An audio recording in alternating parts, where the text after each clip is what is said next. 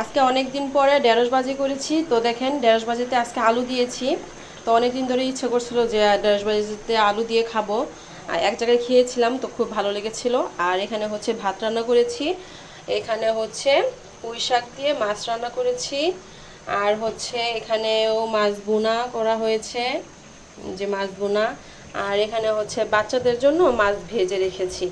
আর একটা জিনিস রান্না করেছি, সেটা আজকে আমার জামাইয়ের জন্য স্পেশাল। একদিন মনে করেন বাজার থেকে মাংস কিনে এনেছিল, তো অনেকগুলো তেল দিয়ে ফেলেছিল। তো এই তেলগুলো কি করব ভাবতে ভাবতে বুদ্ধি খাটিয়ে কি করলাম, এই যে বুটের ডাল দিয়ে রান্না করে দিয়েছিলাম। তো এত মজা পেয়েছে, এখন জানি কয়েকদিন যাবত বলতেছে অনেক ইচ্ছে করছে ওরকম করে বুটের ডাল দিয়ে খাবে। তো এই যে মাংস থেকে তেল বেছে রেখেছি, এই যে দেখেন তেল, এখানে সব কিন্তু তেল, এই যে তেল, এই যে তেল, সব তেল। তো ভাবতে পারিনি আর কি এরকম বুদ্ধি করে খাটিয়ে যে রান্না করলে যে এত টেস্ট হয়। তো আসলেই খুব মজা হয়েছিল। আর এই দেখেন কয়েক টুকরা হাড্ডি দিয়েছি, এই হাড়গুলো আমার খুব ভালো লাগে, তেল তো ভালো লাগে না। তো খাবো আমরা, যারা আর কি তেল পছন্দ করে না তারাই খাবো।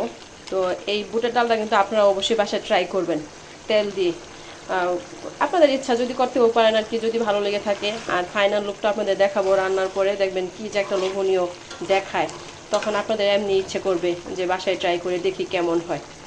তো আপনাদেরকে আমি ফাইনাল লুকটা দেখাবো, ওকে। দেখেন এখন তরকারিতে ঝোলের পানি দেওয়া হয়েছে। তো অনেকক্ষণ আগেই দিয়েছিলাম, অনেকটা শুকিয়ে গিয়েছে আর কি ভালোভাবে সিদ্ধ হওয়ার জন্য। তো একটু পরেই কিন্তু এটা হয়ে যাবে। তো দেখেন আমার বুটের ডাল দিয়ে গরুর চর্বি রান্না করা কিন্তু শেষ হয়ে গিয়েছে। আর দেখতে কিন্তু খুবই লোভনীয় হয়েছে, আর কালারটাও দেখেন কি সুন্দর এসেছে। তো আপনাদের কাছে যদি এই রেসিপিটা ভালো লেগে থাকে তাহলে বাসায় অবশ্যই ট্রাই করবেন। আর আমার ভিডিওটির ভালো লেগে থাকলে অবশ্যই লাইক কমেন্ট শেয়ার করে পাশে থাকবেন। আজকে এই পর্যন্তই, আল্লাহ হাফেজ।